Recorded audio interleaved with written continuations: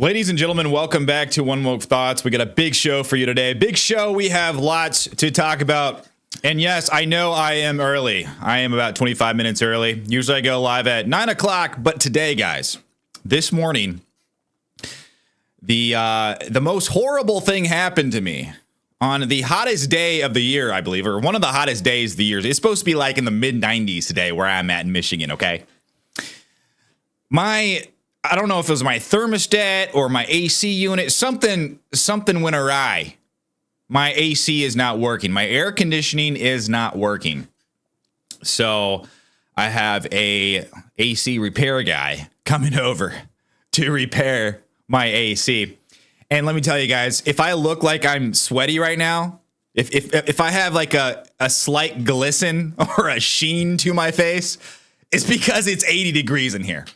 Yes, it is 80 degrees in my office right now. I have my fan on, but I don't feel a thing. Okay, guys. So I'm a sweaty mess right now, but I'm still here bringing you the news. Might be a tad bit shorter today. We'll see. I don't know. But we do have some stuff to talk about. So thanks for hanging out. But big news, guys. Mean tweets are officially back. Yes, they are. After Donald Trump had his interview with Elon Musk, many thought that he would return to tweeting, but that was not the case. Since then, most of what has been posted on his account were campaign videos, like ads, and there was a couple like graphics. He would retweet Kamala Harris, something she says, and he would retweet or repost it with a tweet of a graphic above her tweet. But there wasn't a lot of, typical iconic Trump mean tweets. But yesterday was different. Donald Trump wrote 6 tweets in under 2 hours attacking Kamala Harris. And this is great news because, as many of you guys know, it's a scientific fact that nobody faces the wrath of Donald Trump's mean tweets and survives. Yes, they were so effective. They had to ban him off of Twitter back in the day, and he had to create his own true social platform. So they're pretty effective, so I would be scared. RFK Jr., as most of you have probably already heard, has endorsed Donald Trump, but that's not all. He has also said that he will be actively campaigning with Trump and that there are many other Democrats coming forward very soon to join the MAGA movement as well. So that's good news. Good news. But following his endorsement of Donald Trump, the media released a barrage of attacks on RFK Jr., including a story of him dealing coke in college, at Harvard University. And also, there's another story, and it's a story of him beheading a whale. Yes, I'm not kidding. No joke. So we'll see what that's all about. A mayor in Arizona has a constituent arrested during a city council meeting for complaining about how much city employees are being paid. Wow. Yes, and the whole time she's protesting, she's very calm. And when they threatened to have her removed, she says that is a violation of my First Amendment right. She's not saying anything threatening. She's simply criticizing her government. And guess what? She is arrested. Yes. Mayor in Arizona. Wild. Kamala Harris's campaign manager runs when asked if Harris will ever do a press conference. Why do they always run? What are they so afraid of? Can you tell me? I don't understand. But Democrats are dropping like flies. This might be one of the things that they're afraid of, because when the curtain drops down, the Democrats, the people, the real people, start dropping like flies, and they start to speak out, like this one woman. But they are starting to speak out about how they have become disillusioned with the Democrat Party, including one former Harris campaign manager who, after attending the DNC, realized that she can't, in good conscience, vote for Kamala Harris. Yes. Other crazy news, guys. Telegram CEO Pavel Durov has been arrested in France, and Elon Musk denounces this as an attack on free speech. Yes, it's a wild story. Tucker Carlson had a interview with him about a month ago, and this guy, he told a story about how every time he would come to the United States, he would have FBI agents waiting on him at the airport, trying to talk to him about making a backdoor into this messaging platform. He said that he had one of his engineers approached by FBI agents, and they were trying to secretly hire his engineers to create a backdoor into Telegram. So if you have a true private free speech platform, yeah, you're asking for it. And I guess that finally caught up to him in France. Yeah, so we're going to take a look at that. Multiple Secret Service agents have been placed on leave amid the investigation into Trump's assassination attempt. But has anyone been fired? We'll find out. And finally, a video goes viral of a woman showing massive bug clouds. Yes. They're massive black clouds. They look like clouds in the sky. But apparently they're bugs. And it's pretty freaky. But before we get into the show, guys, if you could leave a like on this video, it would really help me out. And also, comment down below. Let me know what you think of the show. Do you love it? Do you hate it? Let me know either way. But if you do enjoy the show, consider subscribing. But ladies and gentlemen, big news. Mean tweets are back, guys. This is Donald Trump's actual Twitter account right here, or X account. And he went on a tweet barrage of Kamala Harris. Yes. And we're here for it. I'm going to read them. So if you look, this is kind of what he's been tweeting lately, okay? Campaign videos. He will do like a quote tweet of Kamala Harris right here with like a graphic, what I was kind of explaining before, or he quote tweeted Kamala Harris here. I guess right here he did thank Brian Kemp because him and Brian Kemp had a little bit of beef, right? And then I guess they quashed that.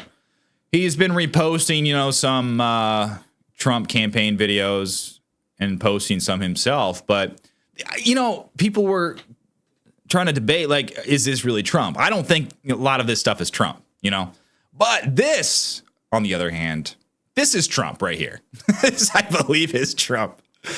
Here he said, this is 21 hours ago, who is negotiating for us in the Middle East? Bombs are dropping all over the place. Sleepy Joe is sleeping on a beach in California, viciously exiled by the Democrats. And Comrade Kamala is doing a campaign bus tour with Tampon Tim, her really bad VP pick.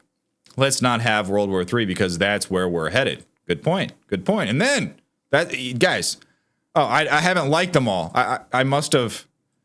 I got to make sure I like them because, just like you like my video for the algorithm, when I see a Trump post, I've got to like it.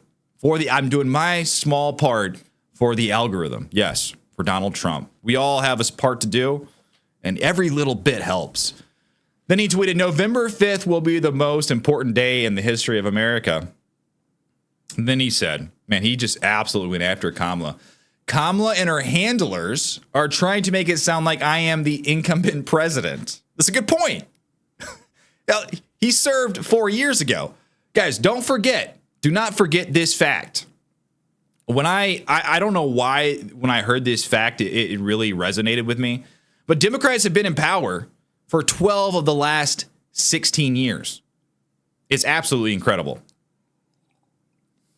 So every time they try to make it seem like it is a Republican's fault that we have all this inflation in the country, we have all of these immigrants coming over the border, flooding over the border, millions upon millions, almost 20 million, 15, 20 million. And that's how many we know of. You gotta kind of counteract that with, listen, that's all great and all, but who's been in power this entire time? It's been the Democrats.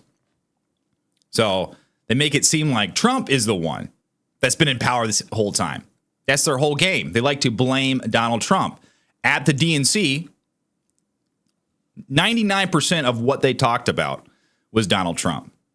They mentioned the border like twice. They mentioned Joe Biden a couple times, but Donald Trump, he was the main thing. That's like their main platform. That is the Democrats' main platform is attacking Donald Trump, calling him a fascist, calling him a threat to democracy, when the Democrats are, in fact, the ones that installed a candidate with 0 votes. I don't know how many times I had to say that. You guys know it, so I'm preaching to the choir, I know, but I still feel like I have to say that. Got to hammer it in. But they do that so they can blame me for the failure of the past 4 years. No, it's their failure. It is one of the worst presidencies in history, and she is definitely the worst vice president. I agree.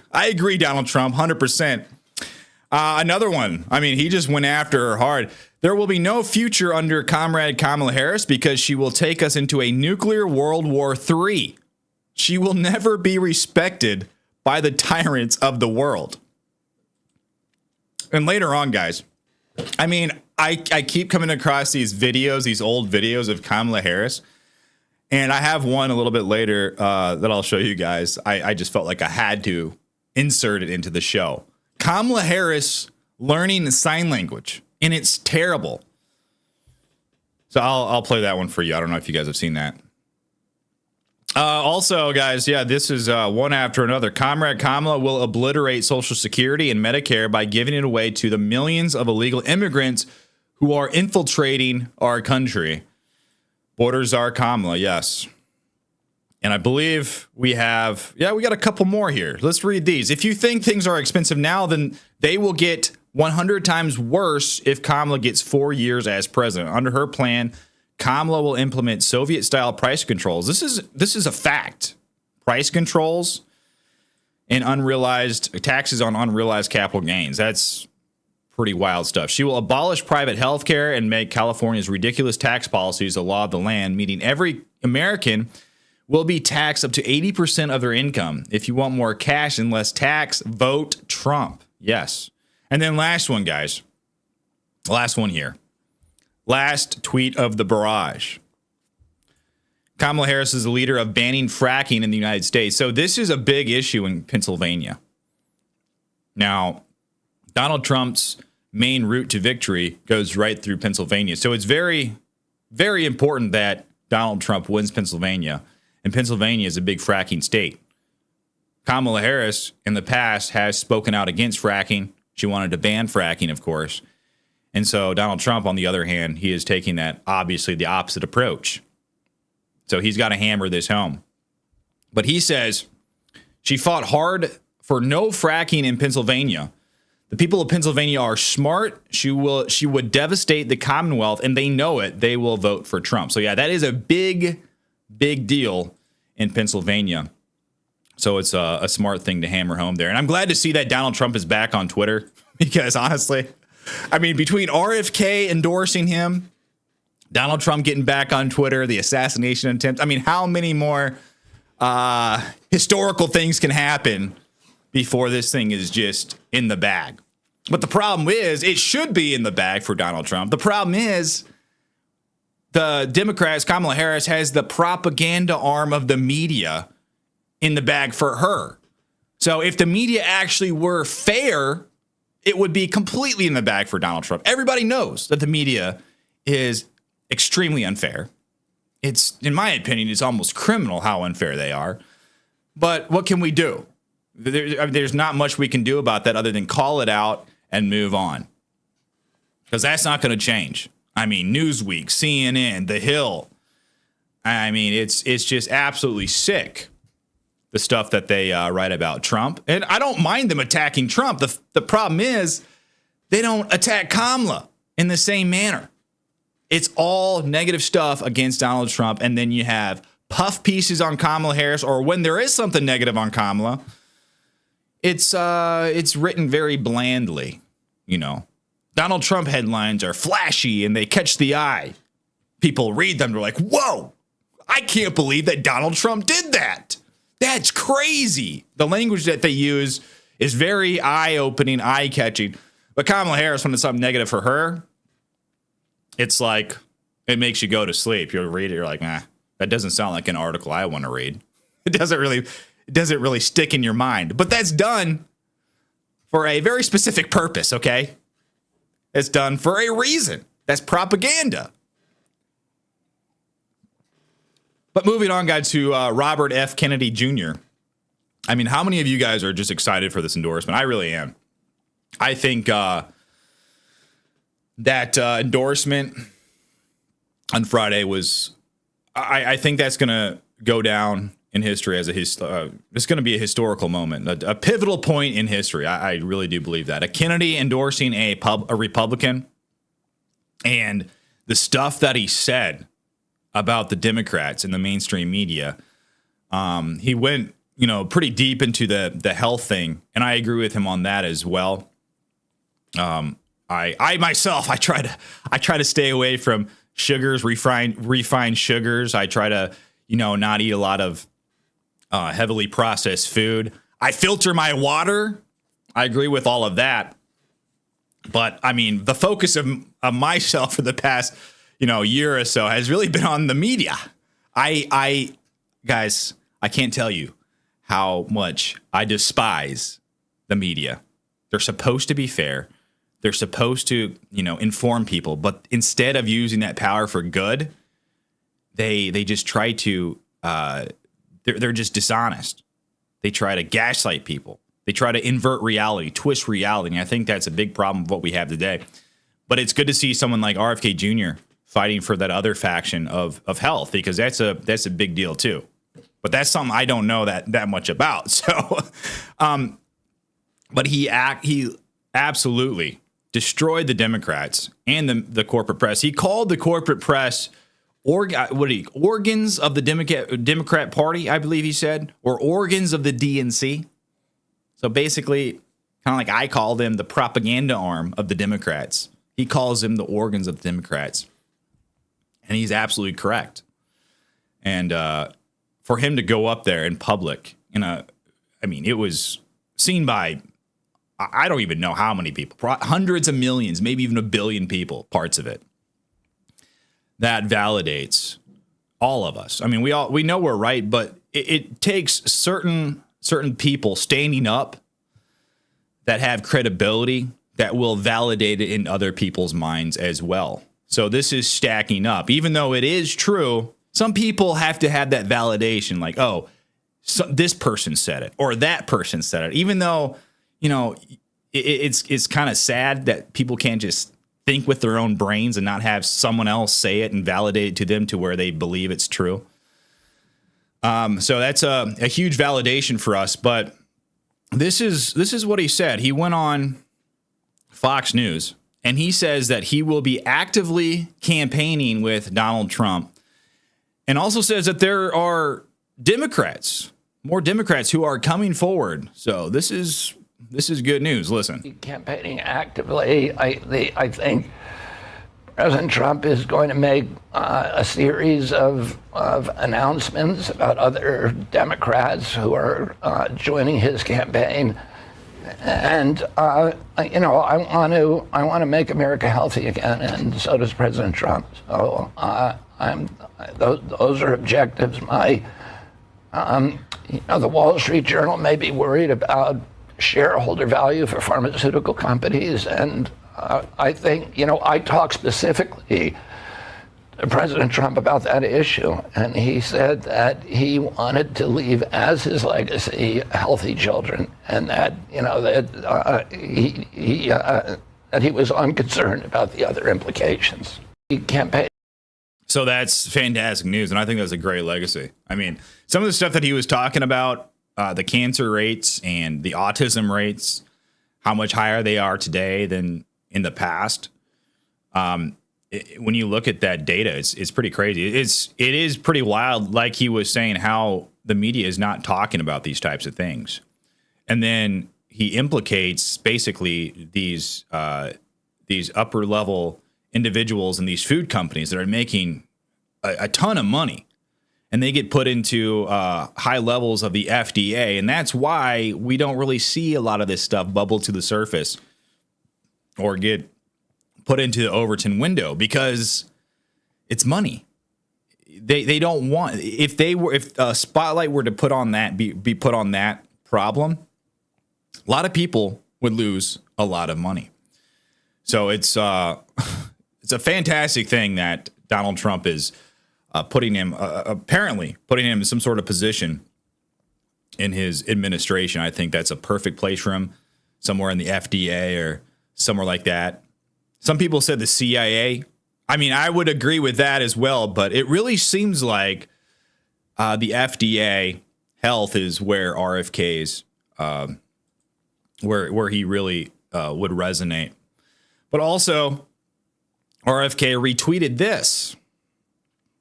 He said, "This is only the beginning. Wait until you see the next additions to the Trump's unity government." And he retweeted after Trump War Room. This is a Trump campaign Twitter account.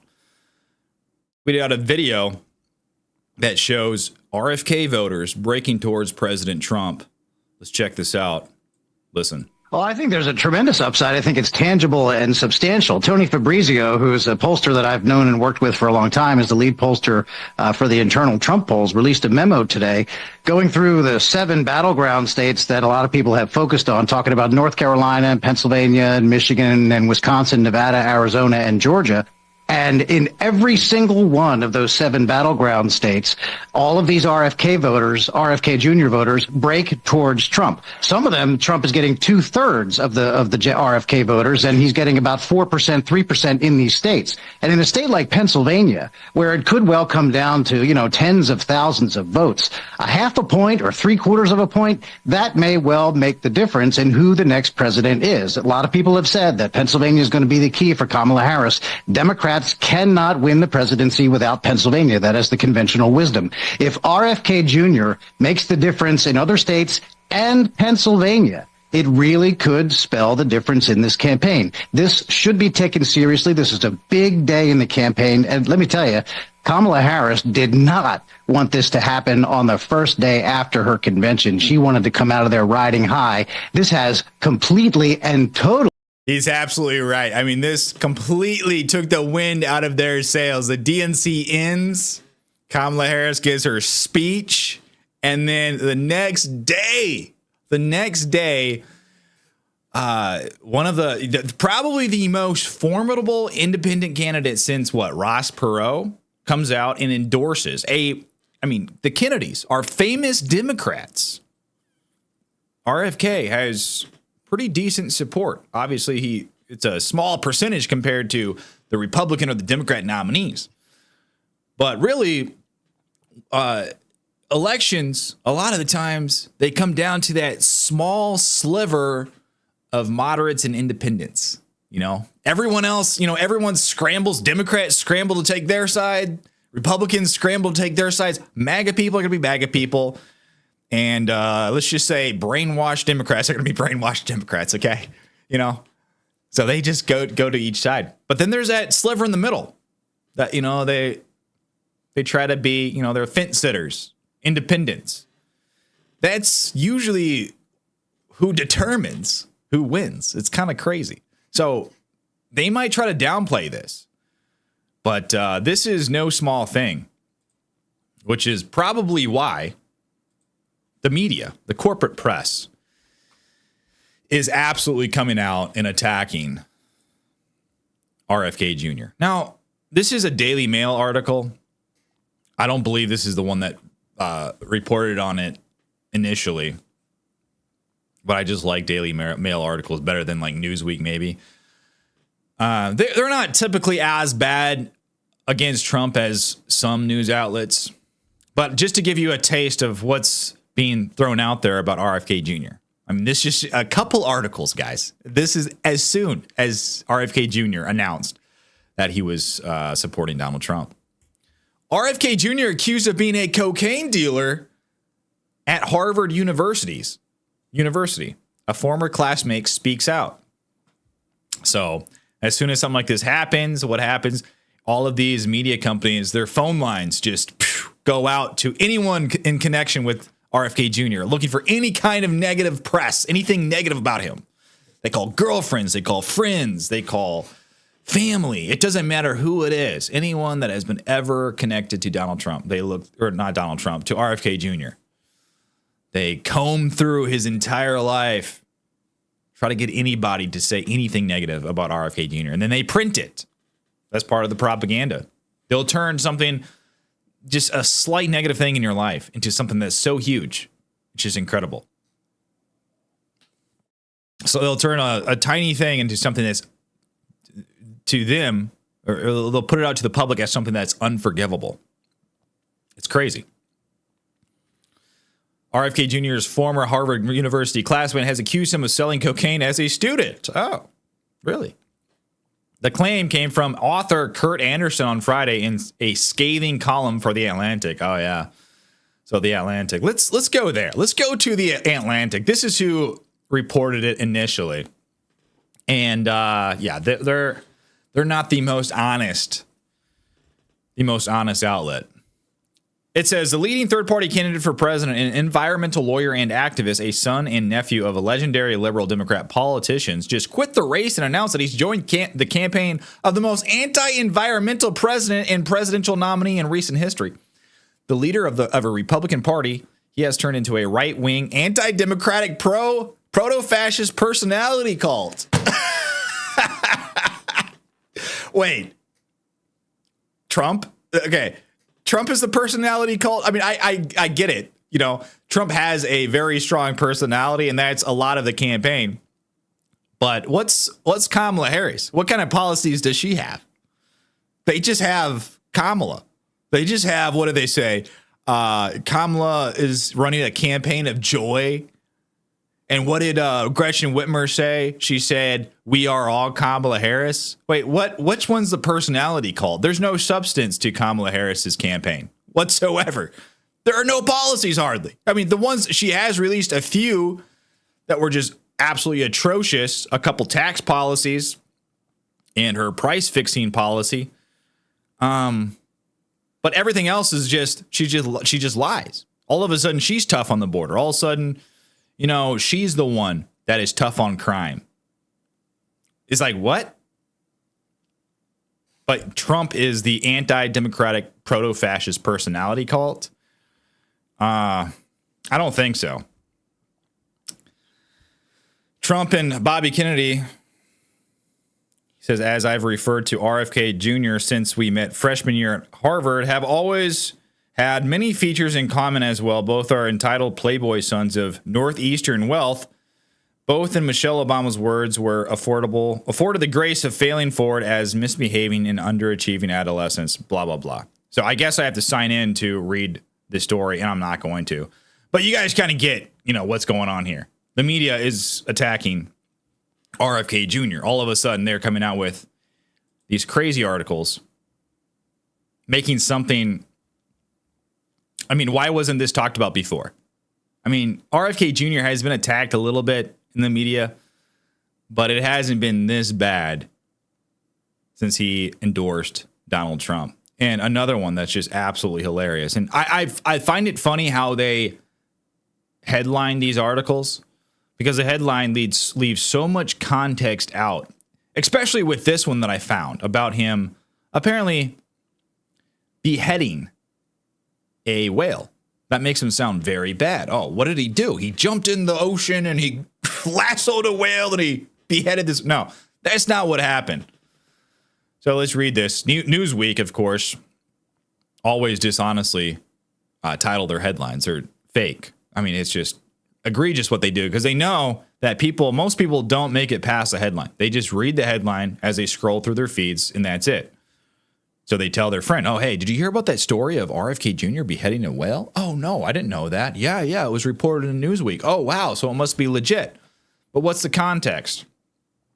RFK Jr. once decapitated a dead whale with a chainsaw on a beach, according to his daughter, Kit Kennedy.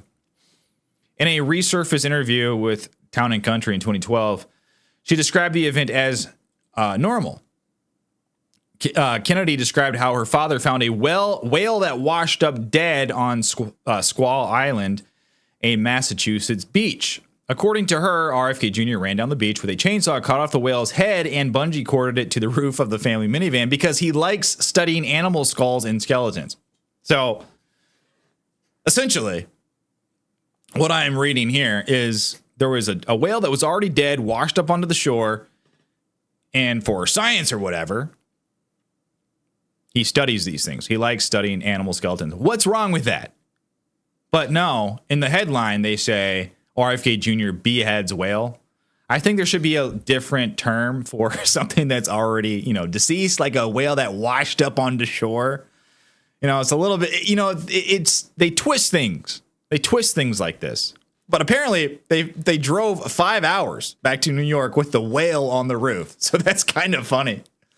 It's a little bit odd, but it's kind of funny. Now, for them to write about this, it doesn't really bother me for them to write about these types of things. What bothers me is the headline. The context they leave out from the headline, and they do this intentionally.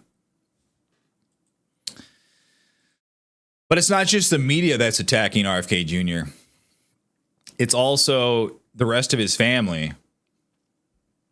Of course, the RFK Jr. or the Kennedy family has been entrenched in Democrat politics for decades upon decades. So when one Kennedy branches off, the other Kennedys are not going to follow, okay? Unless they have ethics and morals and think for themselves. And I don't think they really think for themselves as much as it's about money. Maybe it has something to do with politics, but I think it has more to do with money. I don't know. But his sister, Carrie Kennedy, speaks out, and you can tell she's reading from a script here. She's not speaking from the heart. This seems like something maybe the DNC wrote for her. Hey, this is the script you need to read on MSNBC. This is what you need to say, and I'll give you, a couple $1 million. I'll give you some cash or something. I don't know what goes on in the background, guys, but it just seems really odd that, a family member comes out and just goes after their brother like this. It's weird to me, You don't have to agree with a family member, but just to openly come out and attack your brother. He's not attacking you. He's just simply, he gave a speech where he talked about how his values don't align with the Democrat Party. He laid it out very clearly. He talked about the media. He talked about how his campaign has been suppressed, how lawfare has been waged against his campaign. They try to take him off the ballot in all of these states, similar to Donald Trump. And he talked about his concerns over freedom of speech. And if you don't have freedom of speech, you really don't. What can you do about the other things that you are passionate about, like the health problems in the country? If you don't have the freedom to speak out about those things, that's it. So himself and Donald Trump kind of share those issues with the DNC. So if you want to speak out about the things you're passionate about, you better make sure that freedom of speech is upheld in the United States. And that's not happening right now. And he realizes this. So he explained it very clearly. But yet his sister attacks him. I find this very tacky, and I expected this because I knew his family disagreed with him on a lot of these things. But to come out and just publicly attack your brother, that's kind of weird. If my sister came out and supported Kamala Harris, let's say, I want to come out and publicly just shame her or something. I don't know. It's just, am I the only one that thinks this is just weird? I think that this is odd. So there's got to be more to it. But this is what she had to say. Listen. But why do you feel so compelled to speak out at this moment? I think this is really the stakes this November couldn't be higher, which is exactly why my whole family will be fighting so hard to reelect Kamala Harris and Coach Waltz, who've been champions for the values that my family has fought for years. Donald Trump is the polar opposite. He's a threat to the most basic freedoms that are core to who we are as Americans, the right for women to control our bodies, the right to live in communities safe from gun violence, to love who you love. And I think if my dad were alive today, the real Robert Kennedy would have detested almost everything Donald Trump represents. His lying, his selfishness, his rage, his cynicism, hatred, racism, fascist sympathies, deliberate misinformation about vaccines, criminal felony convictions. Daddy was the Attorney General of the United States. His rape of E. Jean Carroll, his contempt for the poor and suffering, for ethics, democracy, healing, his cruel sneering at human rights for suffering. She's reading all of this. America and around the world.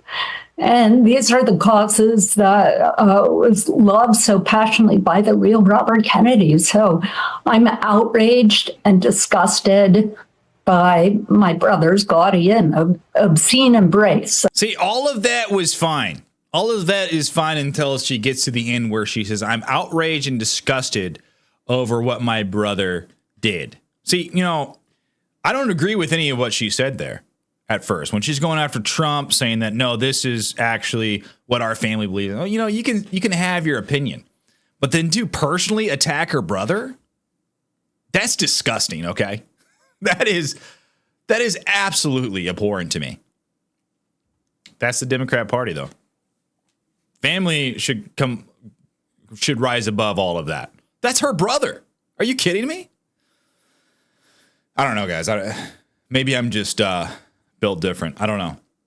That's just wild. Moving on, though, guys. Some other crazy stuff. Freedom of speech is under attack in this country, let me tell you. There's people who just don't respect it anymore.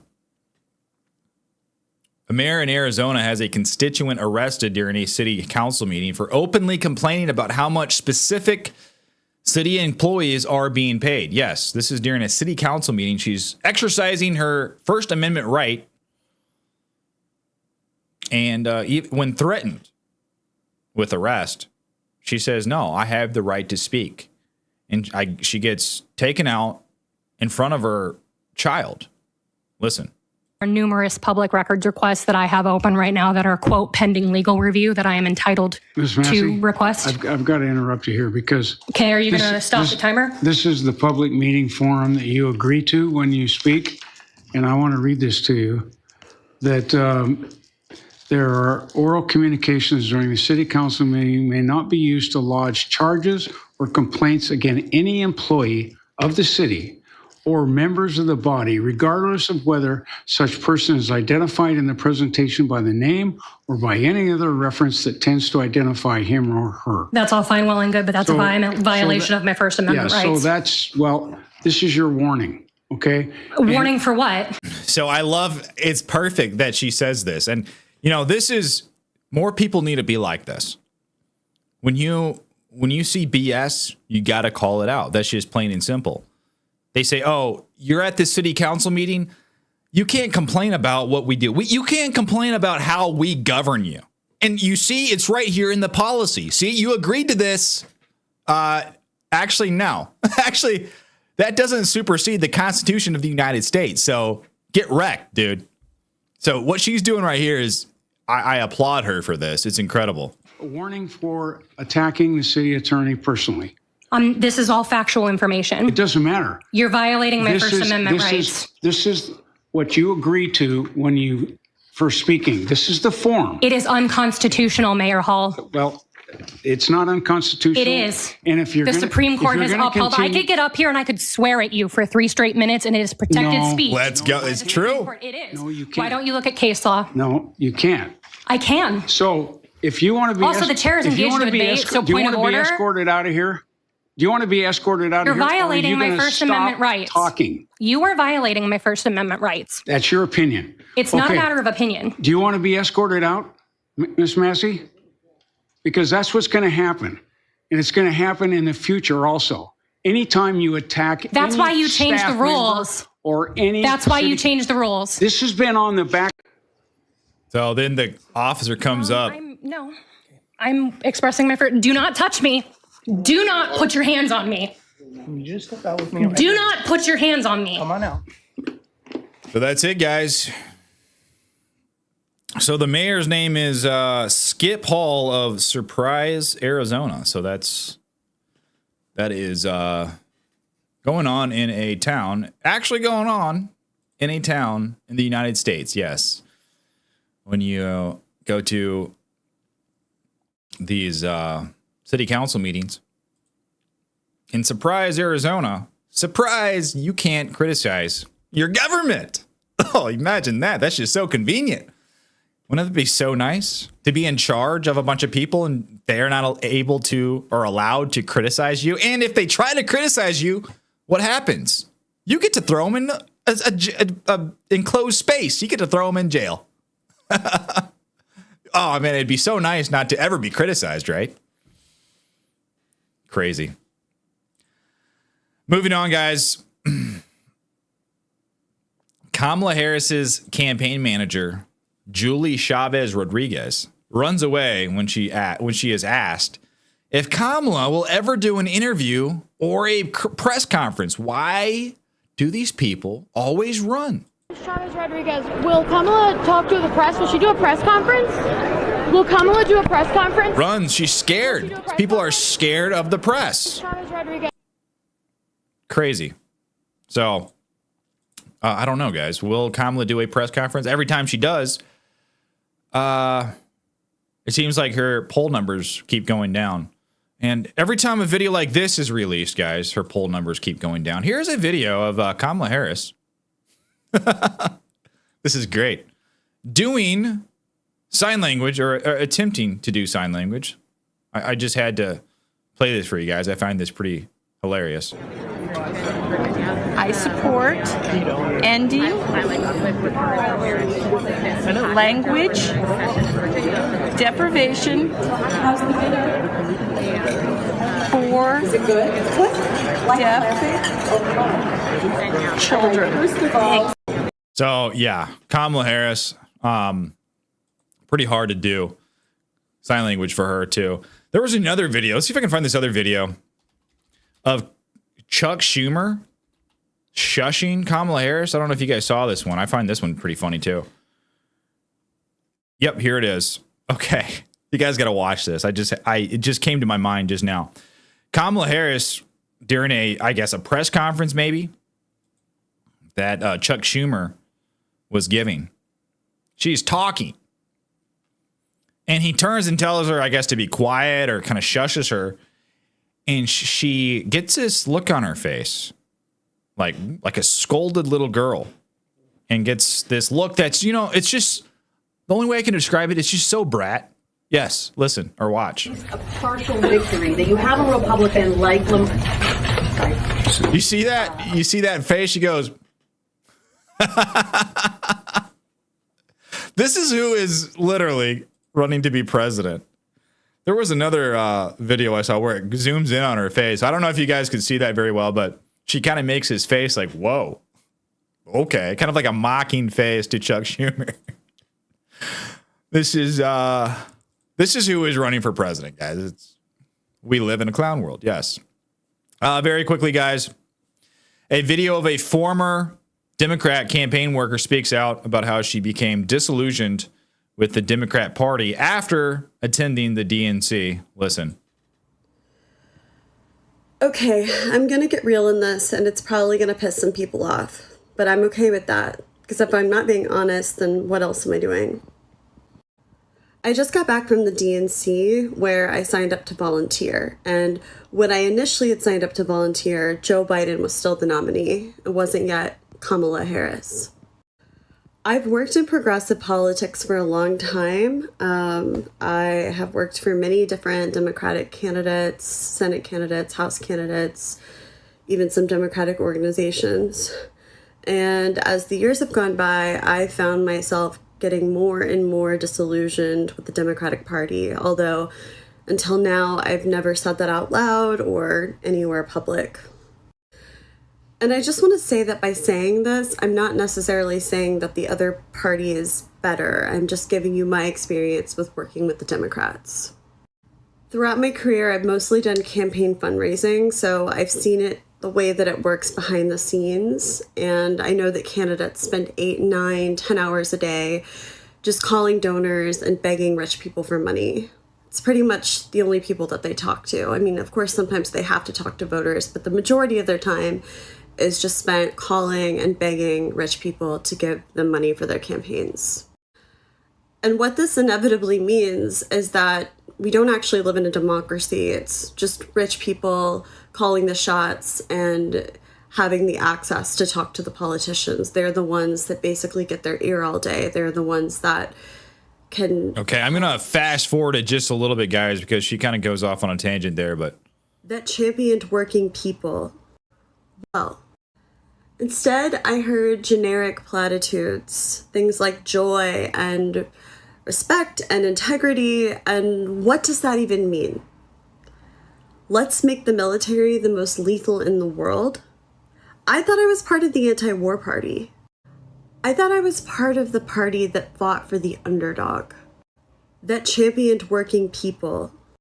When and how did we just become the party of academia and affluence? Because that's what we are right now.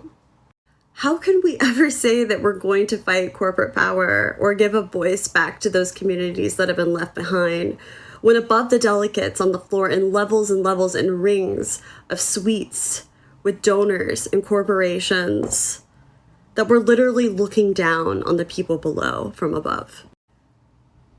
That's what Chris Cuomo said, and he's absolutely right. You know, I went to the DNC this year hoping that I would feel reconnected to the Democratic Party, that I would have more of a sense of understanding of Kamala and her candidacy and what she stood for. But instead, I ended up leaving and feeling the opposite, more disconnected and alone than ever. And I don't think I can support Kamala Harris for president. So there you go, guys. Democrats are noticing.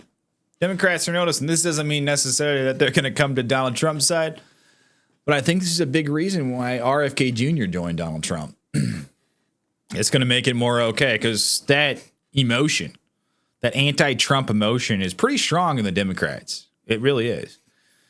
And Democrats that get disillusioned with Kamala Harris, they might need a little bit more of a push than normal to go over and support Donald Trump. His policies and him being, you know, pro-free speech and, you know, conservatives being willing to, you know, talk freely about, you know, Donald Trump's policies and what he stands for. That may not be enough for some Democrats. But RFK Jr., a prominent Democrat, well, in the past, you know, his family is associated, literally associated with Democrats. They're like synonymous. That's going to really cause, I believe, a lot of disillusioned Democrats to at least consider going over to Donald Trump, going over to conservatism. So that's good to see, guys. And I think that's just one of many. I think there are many, many Democrats that have questions. And I think it started with, wait, why was there a candidate who won the primary? Why did he get kicked out? And they just installed a candidate for us to vote for. That's kind of weird. That's just kind of the seed that needs to be planted in all these Democrats' mind. Like, we call ourselves the Democrats, the Democratic Party, and yet we have a candidate in there that was not democratically elected through a primary process? Wait a second. Something seems off. But moving on, guys, Telegram CEO Pavel Durov arrested in France, reportedly. French authorities arrested Pavel Durov, the CEO of encrypted messaging app Telegram, on Saturday night, according to multiple news reports. The arrest appears to be tied to Telegram's looser content moderation policies and the company's reported unwillingness to cooperate with law enforcement. Durov was born in Russia, has citizenship in France, and he was arrested at the Le Bourget, I don't know how to read French stuff, guys, I'm sorry, airport outside of Paris shortly after landing on a private jet Saturday, according to Reuters. Agents from France's cybersecurity France, you know, French is just such a rough language, okay? I'm struggling here. I don't know what that is. Gendarmerie? I don't know. And anti-fraud units are leading the investigation, per Reuters. The Russian embassy in France said in a statement that it has asked French authorities for more details of Durov's arrest. His lawyer called the charges absolutely ridiculous, according to Russian news media. yeah, guys. So there is another thing I want to show you guys. So I don't think anything is as it seems. I believe that they are going after Pavel for his stance on free speech. And this is just kind of an indicator. Tucker Carlson.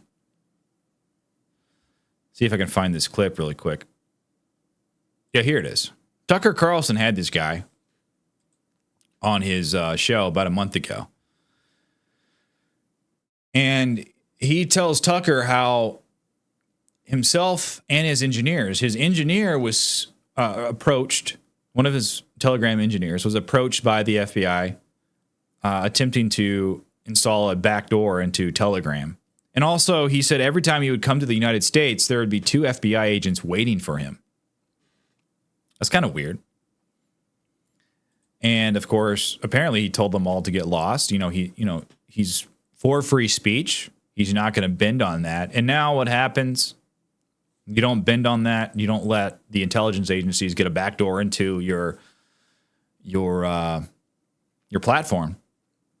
There are some consequences, it seems like. But this is Pavel Durov, if I'm saying that right, on Tucker Carlson talking about this. From the FBI, the security agencies, wherever we came to the U.S. So to give you an example, last time I was in the U.S., I brought an engineer that is working for Telegram, and there was an attempt to secretly hire my engineer behind my back by cybersecurity officers or agents, wherever they are called. The U.S. government should hire your engineer? That's my understanding. That's what he told me. To write code for them or to break into Telegram? They were curious to learn which open source libraries are integrated to the Telegram's app, on the client side, and they were trying to persuade him to use certain open source tools that he would then integrate into the Telegram's code that, in my understanding, would serve as backdoors. Would allow the U.S. government to spy on people who use Telegram? The U.S. government, or maybe any other government, because a backdoor is a backdoor regardless of who is using it. That's right. And that's a little surprising to hear. Maybe it's not surprising. It's offensive.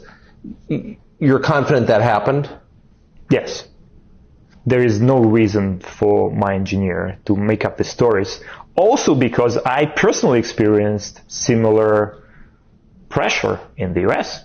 Whenever I would go to the US, I would have 2 FBI agents greeting me at the airport, asking questions. One time I was having my breakfast at like 9 a.m. and the FBI showed up at my house that I was renting. And that was quite surprising. And I thought, we're getting too much attention here. It's probably not the best environment to run. Why would had you committed a crime? No. They were interested to learn more about Telegram. They knew I, left Russia. They knew what we were doing, but they wanted details. And so, yeah, this guy, I guess, from what I understand, is he made some software and he had his business in Russia, and then the Russian government tried to go after him, trying to get him to censor some stuff on the software or the company that he created. And he shopped around to figure out some other place to grow his business, Telegram. And he eventually chose Dubai, the UAE. So he's in Dubai now. But it was kind of funny because I listened to this entire podcast with Tucker Carlson and the CEO or the owner of Telegram. And he told a story about after January 6th, he would get demand letters from both the Republicans and the Democrats. And the Democrats would write him a demand letter saying that if he didn't turn over certain data related to, some of these January 6th attendees, that he would be in violation of the Constitution. And then, like he said, 2 weeks later, he would get another demand letter, another letter, but from the Republican side saying that if he did turn over the data, he would be in violation of the Constitution. So he's like, either way, I was in violation, so I just didn't do anything. And not that he was going to do anything anyways, because he is pretty staunch on freedom of speech, and probably why he is in the trouble he is in now. Because it's not just the U.S. government or the intelligence agencies for the United States. It's probably a lot of these governments, a lot of these intelligence agencies. They don't want a truly free speech platform where you have true privacy. That is a threat to them. They've got to have a little, backdoor, a little window into everything that you are doing, everything that anybody is doing. It's very odd. Very odd, his stories about the FBI trying to hire his engineers and meet him at the airport. Very weird. But moving on, guys. Multiple Secret Service agents have been placed on leave amid the investigation into the attempted assassination of President Trump. We're back with breaking news this morning. NBC News is learning multiple Secret Service agents have been put on leave after the attempt on Donald Trump's life. Joining us now, NBC's Julia Ainsley. Julia, good morning. What do we know? Well, we know that there are multiple Secret Service officials who have been put on leave. This is because of this ongoing internal investigation, one of many that were launched in the wake of that July 13th assassination attempt in Butler, Pennsylvania. Among those put on leave is a special agent in charge of the Pittsburgh field office. That was the field office in charge of coming up with that plan that allowed the roof that the shooter gained access to Trump from to be outside of the Secret Service's perimeter. They left that to local law enforcement, and it's not clear that they had any conversation with local law enforcement to make sure that they themselves would be on top of that roof or securing that rooftop in any way. This is something that the acting director recently said he would make sure that if anyone in the course of that investigation were found to have violated policies, that they would be put on leave and that they wouldn't wait until the end of the investigation for that to happen. Now, wait, so he says, okay, well, we're going to threaten him with leave.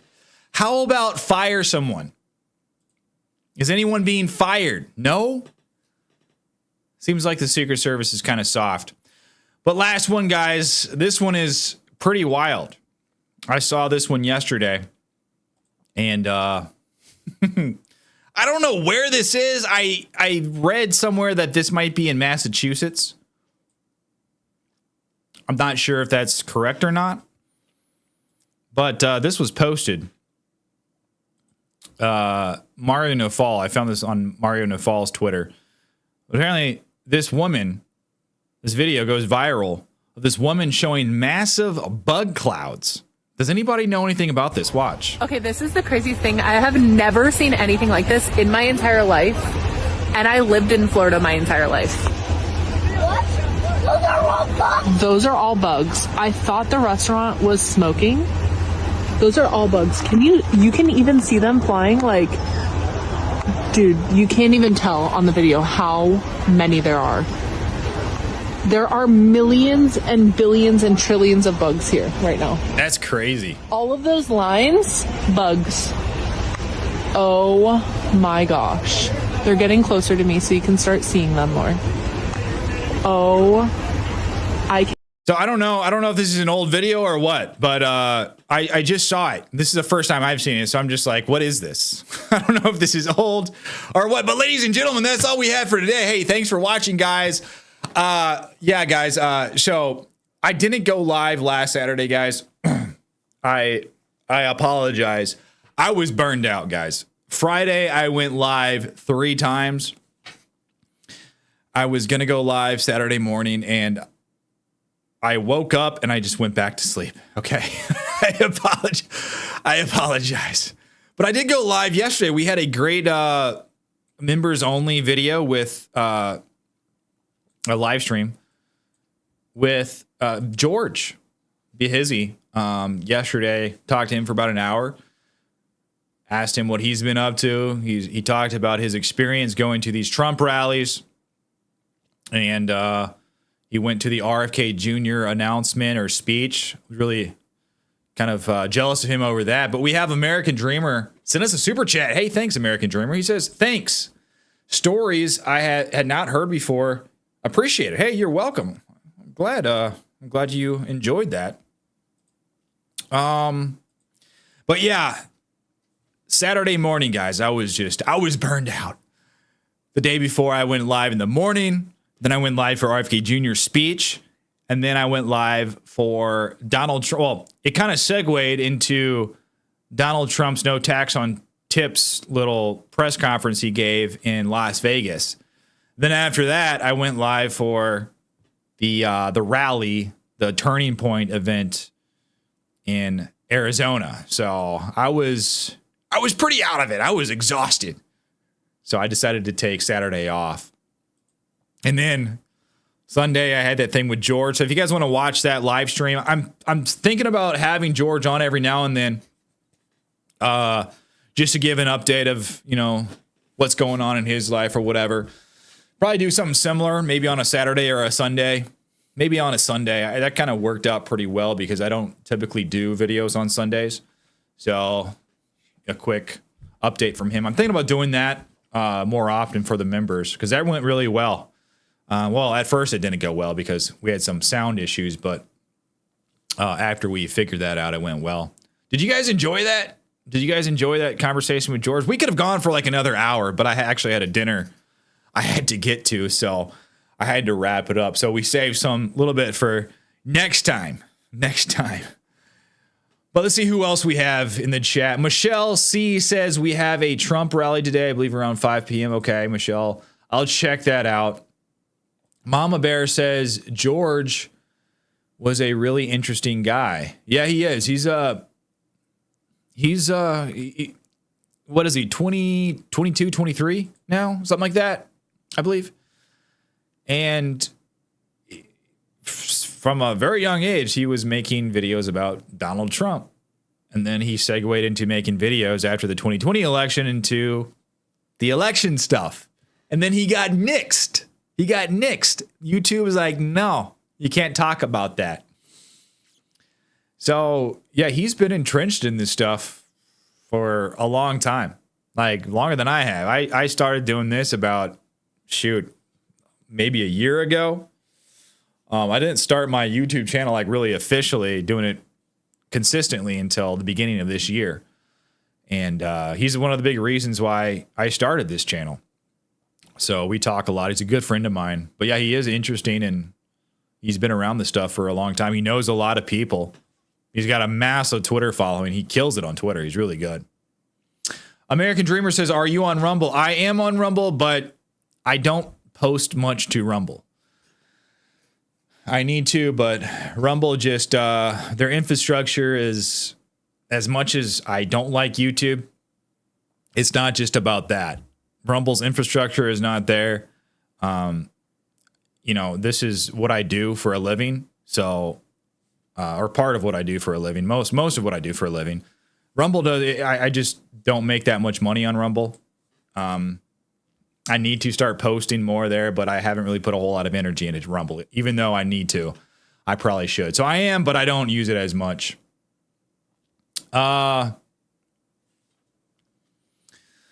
See what else we got here. Who else is in the chat here? We got Shoemaker in the chat. They say Rumble sucks. Yeah, I didn't want to say it. I appreciate what they're doing, but it's got a long ways. It really does. That's just how it is. Thorny No says you're great on Woke Thoughts. Hey, thank you, Thorny. You're great. You guys are great. I appreciate you guys. Thanks for watching. Let's see what else we have. Let's read a couple more chats. Christy says, glad we have you. Hey, thanks, Christy. Yeah, we got some of my great members in the chat. Christy, Resto Guy, Bill Phillips is in the chat. Mama Bear, Patrick H. Of course, we have my great mod, Michelle C. We have the other Christy. We have two Christys. We got Christy 1 and Christy 2. I don't know which one's Christy 1 or Christy 2. So you guys are going to have to fight over that one. But ladies and gentlemen, thank you for joining me this morning. I hope you enjoyed it. I hope you learned something new. If you could, please, before we hop off the stream, if you could leave a like on this video, that would really help me out. And if you're not subscribed yet, consider subscribing if you enjoyed the video. And if you'd like to support the show, I have my links down below in the description. I have my donate link for Cash App, or if you'd like to become a member, join our private members only chat, Discord chat. Join as a member and go into my members only YouTube area where I have a link posted to the private Discord only chat. And also you get access to the George, my former host on Firebrand, George, his video, if you want to check that out. But thank you guys for hanging out this morning. I hope everyone has a fantastic day. God bless.